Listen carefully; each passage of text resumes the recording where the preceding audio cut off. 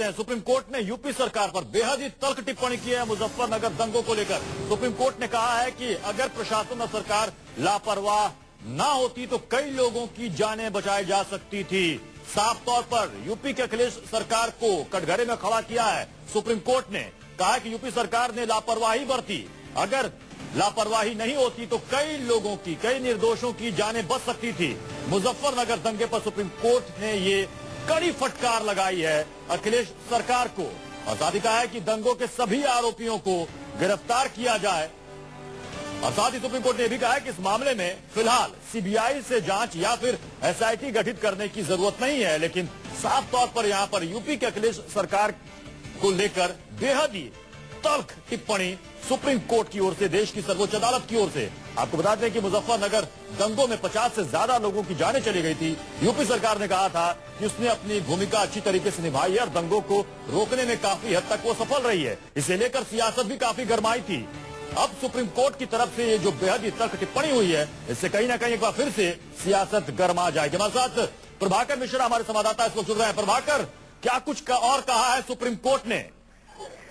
देखिए प्रतीश, दो बातें। एक तो ये कि राज्य सरकार ने शुरुआत में अगर कदम उठाए होते तो दंगों को रोका जा सकता था और लोगों को बचाया जा सकता था, लोगों की जान बचाई जा सकती थी। और दूसरी जो अहम बात कही है कि राज्य सरकार के साथ साथ केंद्र सरकार पर भी सुप्रीम कोर्ट ने नाराजगी जताई है कि सेंटर के पास, केंद्र सरकार के पास इतना बड़ा खुफिया तंत्र है और इतना बड़ा खुफिया तंत्र होने के बाद भी समय पर सरकार को आगाह नहीं किया गया, खुफिया सूचना नहीं दी गई और निश्चित तौर पर खुफिया एजेंसियों का फेलियर था जिसके चलते ये दंगा हुआ। तो कुल मिलाकर ये कि राज्य सरकार भी जिम्मेवार है और केंद्र सरकार भी जिम्मेवार है, क्योंकि केंद्र सरकार की एजेंसियां अगर सही समय पर इस तरह की सूचना दी होती तो इस घटना को रोका जा सकता था। तो मतलब साफ है कि जो इस तरह से राजनीति हो रही थी मुजफ्फरनगर दंगों पर और जिस तरह से उत्तर प्रदेश सरकार बार बार ये कहती थी, जब विपक्षी पार्टियां आरोप लगाती थी, हमला करती थी कि राज्य सरकार नाकाम रही है और उनका सियासी जवाब कभी मुख्यमंत्री अखिलेश यादव देते थे और उनसे जवाब नहीं बनता था तो मुलायम सिंह यादव देते थे, आजम खान आके देते थे सामने।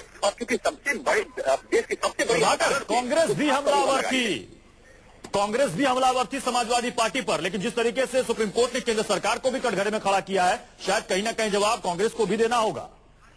निश्चित तौर पर अब इस मसले पर जब सुप्रीम कोर्ट ये कहती है कि केंद्र सरकार की एजेंसियां भी फेल हुई तो भी केंद्र सरकार को जवाब देना होगा। राज्य सरकार का फेलियर तो साफ तौर पर है कि राज्य सरकार ने अगर शुरुआती कदम उठाए होते तो दंगे को रोका जा सकता था, मासूमियों की जान बचाई जा सकती। केंद्र सरकार की खुफिया एजेंसियों ने सही से काम किया होता तो भी इस घटना को रोका जा सकता था। तो जब पहले आरोप लगाए जाते थे, चाहे वो कांग्रेस की तरफ से हो या बीजेपी की तरफ से हो या बहुजन समाजवादी पार्टी की तरफ से हो, तो अगर मुख्यमंत्री को जवाब नहीं सूझता था तो उसके एवज में खुद मुलायम सिंह यादव सामने आते थे या चाचा आजम खान सामने आते थे। और चूंकि देश की सबसे बड़ी अदालत ने इन आरोपों पर मुहर लगा दी है।